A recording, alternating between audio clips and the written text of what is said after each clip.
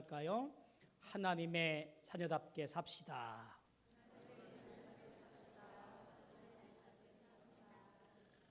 하나님의 자녀답게 살아가시는 우리 모든 성도 되어지기를 주님의 이름으로 소망하고 축복합니다. 이런 질문들을 하지요. 어떻게 살지? 어떻게 살 것인가? 어떻게 살아야 잘 사는 것인가? 아마 이런 질문들을 나이가 어리건 또 연세가 지긋하건 아마 매일같이 하는 질문일 거라고 생각이 되어집니다. 왜 살지가 아니라 어떻게 살지라고 하는 것이 우리의 질문이지요. 왜라는 질문은 원인과 본질을 찾기 위한 과거지향적인 질문이라고 본다면, 어떻게라고 하는 질문은 어떤 방법, 과정에 대한 미래지향적인 질문이라고 여겨집니다. 물론 이런 질문에 대해서 답이 참 많아요. 경험도 다르고 지식도 다르고 인생을 바라보는 관점 또한 다르기 때문에 이런 질문들에 대한 답들이 수없이 많습니다. 인터넷을 뒤져보아도 여러 가지 답들이 막 있고요. 책들을 보아도 책들 나름대로 다양한 결론들을 내려서 사람이 이렇게 살아야 된다라고 말을 합니다. 그래서 조금 축소해서 이런 질문을 하면 어떨까 싶어요. 그리스도인으로서 어떻게 살 것인가? 예수 믿는 사람이라면 어떻게 사는 것이 바른 삶인가? 예수 믿는 청소년 혹은 청년으로 사는 것은 어떻게 사는 것이 맞는 것인가? 라는 질문으로 조금 줄여서 한번 생각해 보자고요. 그런데 우리에게는 그것이 본질적인 질문일 것 같습니다. 로마서 6장을 보면 하나님께서 아주 선명하게 이렇게 정리를 해놓습니다. 하나님 나라에 속한 자로서 매일 하나님의 거룩하심과 그분의 성품을 닮아가는 삶을 살아가라고 결론을 내려줘요. 그게 바로 하나님의 믿는 자의 소망이고, 그것을 꿈꾸며 매일 세상 속에서 살아가야 되는 삶의 목적, 그것을 여기며 살아가는 것이 우리 믿는 자의 모습이라고 얘기를 합니다. 그런데 아시지요? 그 일이 쉽지가 않아요.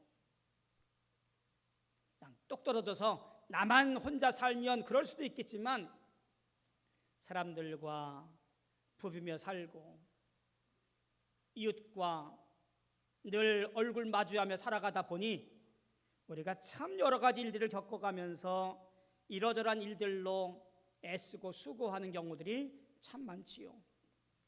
쳇바퀴 돌듯 똑같은 삶을 살아가다 보니 많은 일들을 겪게 되어지고 또 어려움들을 보게 되어집니다. 하나님 믿는 것 또한 세상 속에서 여간 어려운 일이 아닌 것이 아니지요. 참 힘든 일이에요. 그런데 기억할 것은 우리는 영원한 나라를 소망하며 그 나라를 기대하고 믿음으로 살아가지요.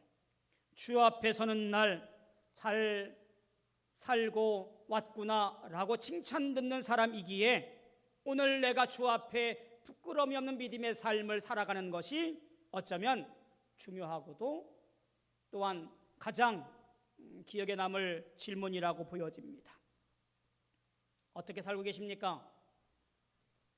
잘 살고 계신가요? 10년, 20년, 30년 신앙생활하면서 뭐 이만하면 됐지 뭐. 나는 죽어도 천국 갈 거야.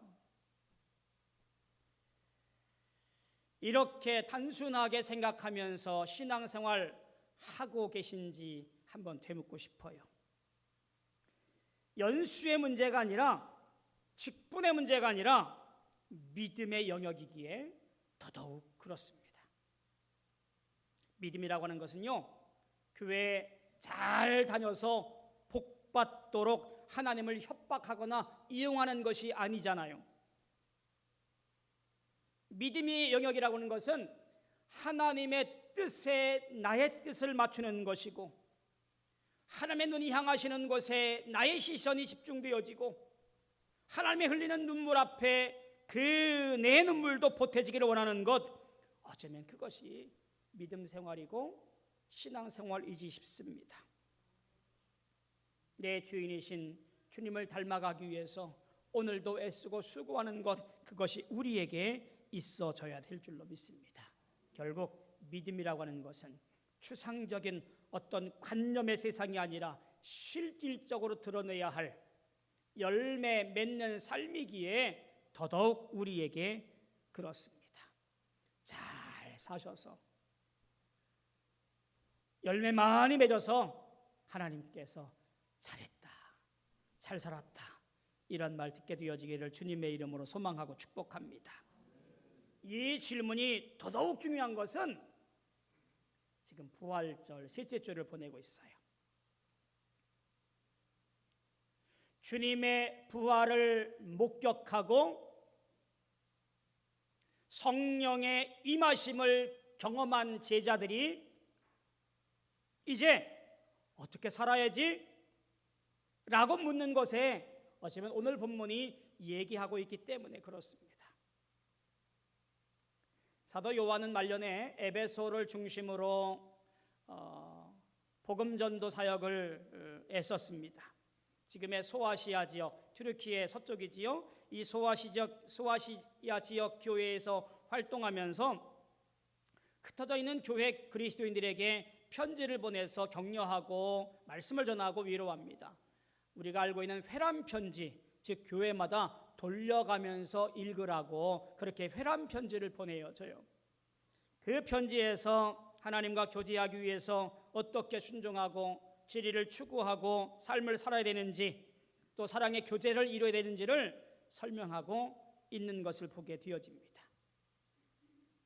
특별히 오늘 본문 말씀을 가만히 보면 우리가 누구인가라고 하는 것에 대해서 정의를 내리고 있고, 더불어서 그렇게 된 우리가 어떻게 살아가야 되는가라고 하는 것에 대해서 답을 달아줍니다.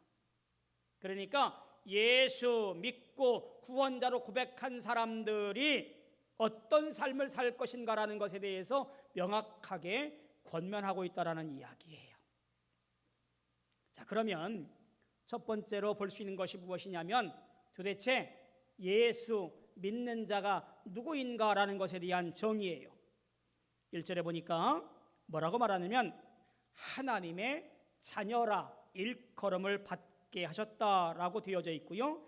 2절에 보니까 우리가 지금은 하나님의 자녀라 라고 말해요.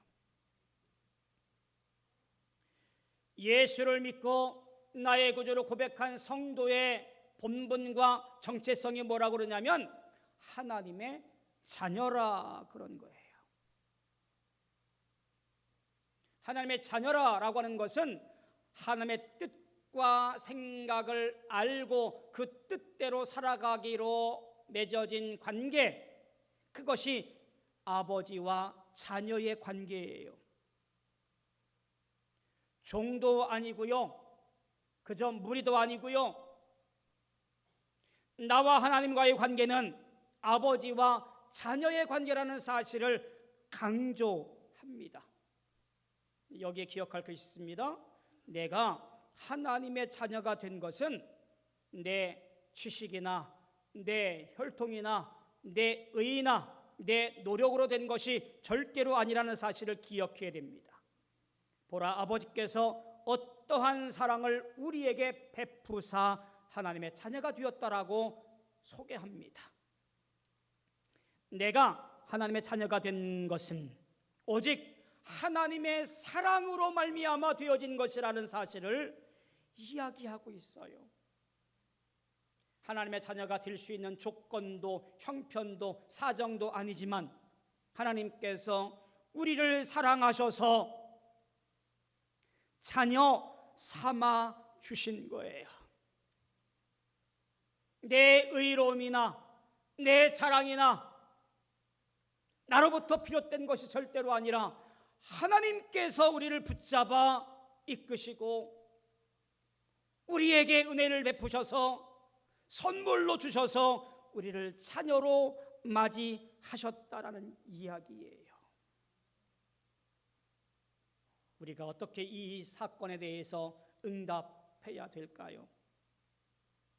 그저 하나님의 자녀라고 하는 것이 그저 허울 좋은 칭호, 그렇게 되어지면 안 되지요. 내 정체성이, 내 신분이 세상에서 그저 죄로 말미암아 죽을 수밖에 없는 인생이었는데 하나님께서 의를 베풀어 주시사 자녀 삼아 주시고 저 생명과 소망 중에 하늘을 바라보며 살아가도록 하신 은혜를 입은 자, 하나님의 자녀인지라 우리는 세상과 구별되어져 살아가야 되고,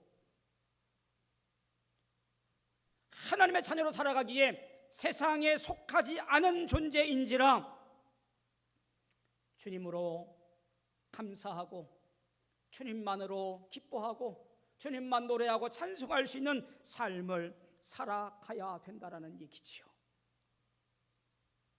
부활의 소망을 사는 우리에게는 또 한 가지, 주님께서 다시 오실 주님의 재림을 소망하는 사람들이지요.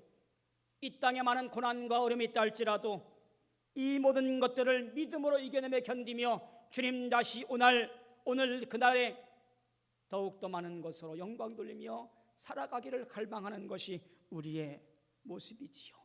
결국 주님을 기다리는 사람은 성결한 삶으로 주님께 영광 돌리는 삶으로 살아가라고 이야기하는 것이 바로 우리의 모습이고 우리의 본분인 줄로 믿습니다. 그런 자에게 오늘 본문 말씀은 더더욱 강조되어 설명합니다. 3절에 보니까 주를 향하여 이 소망을 가진 자마다 그의 깨끗하심과 같이 자기를 깨끗하게 하느니라. 하나님의 자녀가 된 자, 그 사람이 어떻게 살아갈 것인가? 그의 깨끗하심과 같이 자기를 깨끗하게 하여 살아가라고 말씀합니다. 내가 예수 믿는 사람으로서 어떻게 살 것인가? 예수 믿는 청년, 청소년으로서 어떻게 살 것인가? 라는 이 질문 앞에 그리스도인들은 주님의 깨끗하심과 같이, 하나님의 깨끗하심과 같이, 성령의 정결하심과 같이 오늘 나도 닮아서 정결하고 깨끗하게 살아가야 됩니다 라고 고백해야 된다는 말이에요. 그러면 이렇게 말할 수 있지요. 도대체 그 깨끗함이 뭡니까? 4절 이하에 보니까 그 깨끗함을 이렇게 설명합니다. 죄라는 것으로 설명을 해요. 4절에 보니까 죄를 짓는 자마다 불법을 행하나니 죄는 불법이라. 우리가 오해를 하지 마셔야 돼요. 이 불법이라는 말은 세상의 법과 관련된 것이 아니라 구약의 율법과 관련된 말씀이에요. 우리가 남에게 해코지하거나 우리가 도덕적 관습적으로 정한 어떤 법률에 의해서 범과 범법, 이것이 아니라 하나님 말씀을 지키지 아니하고 말씀에 반하여 살아가는 것, 그것을 불법이라고 말하는 거지요. 율법을 어기는 것을 말하는 거지요. 하나님 말씀에 순종하지 아니하고 말씀대로 살아가지 아니하며 믿음의 길을 저버리는 것, 하나님께서 정한 저 목적, 그 목적에서 빗나간 것, 그것이 바로 불법이라 그런 거예요. 죄를 짓는 것이 깨끗하지 못한 삶이라는 것으로 정의 내리고 있음을 보게 되어집니다. 8절에 있는 말씀도 보니까 죄를 짓는 자는 마귀에게 속하나니 마귀는 처음부터 범죄함이라. 하나님의 아들이 나타내신 것은 마귀의 일을 멸하려 하심이라. 이 말씀은요, 조금 더 나아가서 어떤 죄, 혹시 그것이 온화하고 사람에게 무해하여 보여도 그런 모든 것들은 마귀에게 속한 것이니 이것에 우리 마음을 두지 말고 더욱더 정결하게 살아가라고 말합니다. 주님은 이를 멸하시기 위해서 이 땅에 오신 것임을 보게 되어지지요. 요한의 견해는 단호합니다. 내가 깨끗한 삶을 살기 위해서 어떠한 죄를 할지라도 단호하게 반항하고 그리고 정의 내려야 된다라고 설명하는 거예요. 주님의 오심의 목적은 바로 이 죄를 멀리하고 없애고 승리하기 위함이니 이것이 곧 마귀의 일이니 우리는 그것과 구별되어 살아가라고 말씀하고 있는 거예요. 자, 그럼 이렇게 질문할 수 있지요. 목사님은 잘 모르셔요. 세상에서 살다 보면요, 눈 감고도 죄를 안 지을 수가 없어요. 살짝 눈 감고 지나가야 일이 되어지고 일이 풀리고 그리고 내가 손해가 없어요. 네, 그럴 수 있습니다. 그러나 성경은, 주님 말씀은 그런 어떤 약간의 틈도 주지 아니하고 어떤 죄도 멀리하고 거룩하고 깨끗하게 살아가라고 말씀합니다. 어떻게 살 것인가라는 질문 앞에 우리는 죄를 멀리하고 깨끗이 살아가야 될 이유가 바로 주님의 오심의 목적이 거기에 있기에 우리는 그렇게 살아가야 될 줄로 믿습니다.